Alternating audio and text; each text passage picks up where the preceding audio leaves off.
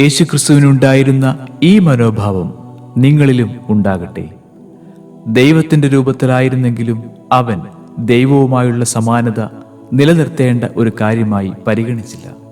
തന്നെ തന്നെ ശൂന്യനാക്കിക്കൊണ്ട് ദാസന്റെ രൂപം സ്വീകരിച്ച് മനുഷ്യരുടെ സാദൃശ്യത്തിൽ ആയിത്തീർന്ന് ആകൃതിയിൽ മനുഷ്യനെ പോലെ കാണപ്പെട്ടു. മരണം വരെ, അതെ കുരിശുമരണം വരെ അനുസരണമുള്ളവനായി തന്നെ തന്നെ താഴ്ത്തി. ആകയാൽ ദൈവം അവനെ അത്യധികം ഉയർത്തി എല്ലാ നാമങ്ങൾക്കും ഉപരിയായ നാമം നൽകുകയും ചെയ്തു.